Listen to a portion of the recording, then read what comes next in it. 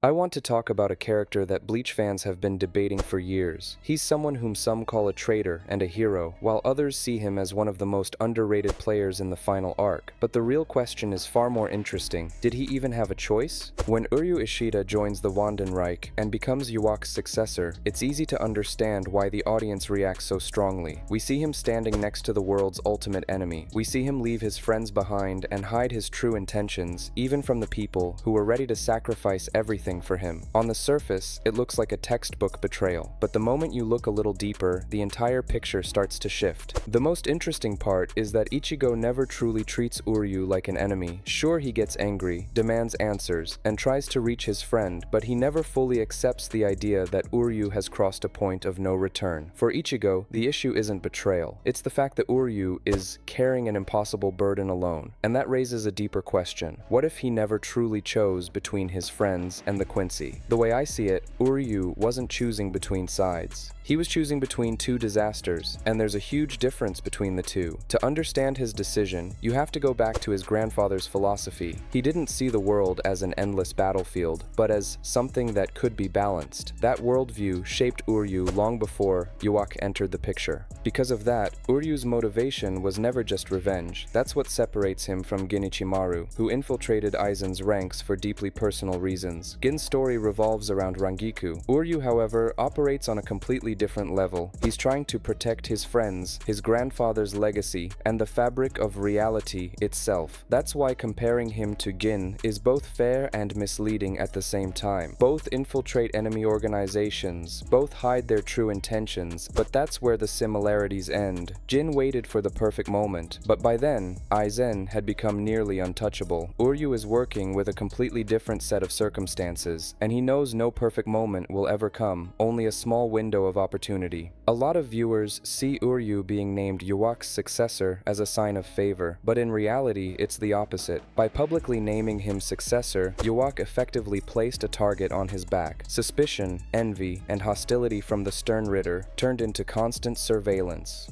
The higher Yhwach elevated him, the less freedom he actually had. That's why symbolism matters, because Tite Kubo rarely includes details by accident. Uryu Ishida is left-handed, which visually sets him apart from other Quincy. Even his design emphasizes that he doesn't fully belong to his own race. It's as if he exists to challenge the system from within. But the real mystery lies in his uniqueness. In Bleach, Quincy are generally vulnerable to hollow energy due to a fundamental incompatibility between the two forces that is typically dangerous to them. However, as Kubo himself confirmed, Uryu is special. He is able to withstand encounters that should normally be fatal to other Quincy, including exposure to hollow-based attacks from powerful opponents. This does not mean he is completely immune, but it does establish him as an outlier within Quincy physiology. This small but important confirmation reinforces a key idea. Uryu exists slightly outside the normal boundaries of Quincy nature. What if Yhwach saw something more than just another Quincy? What if Uryu's survival during Auswählen was tied to something deeper? There are theories linking him to Still Silver, and even Mimihagi's symbolism. Whether or not they are true, they reinforce one key idea. Uryu exists on the boundary between systems. He belongs to the Quincy, but never fully fits within them, and that's where his shrift comes from. In my opinion, this is one of the most fascinating abilities in Bleach. If the Almighty represents absolute control over the future, then the Antithesis represents the rejection of a predetermined outcome. One defines fate, while the other rejects it entirely. Sometimes the most dangerous power isn't destruction, it's the ability to say no to destiny itself. That's exactly why Yhwach sees Uryu as a threat. It's not about strength, it's about logic. The Antithesis breaks the structure that the Almighty depends on. One question always stood out in the finale. Why didn't Yhwach foresee the Silver Arrow? The answer becomes more interesting if you imagine his ability as a system containing every possible future. Everything inside it can be calculated and influenced, but some elements come from outside that system, and that's where Uryu and Ryuken come in. While Ryuken prepares the Still Silver away from Yhwach's awareness, an unpredictable factor is introduced into the future, and as long as Uryu maintains the role of loyal successor, Yhwach's attention is divided. This leads to the emotional core of the story, his relationship with Ryuken. This is the part that completely changes how Uryu's arc feels. Ryuken wasn't acting out of curiosity or revenge. He was trying to preserve the future. What initially looks like cold detachment is actually a form of love. What seems like emotional distance is devotion. For me,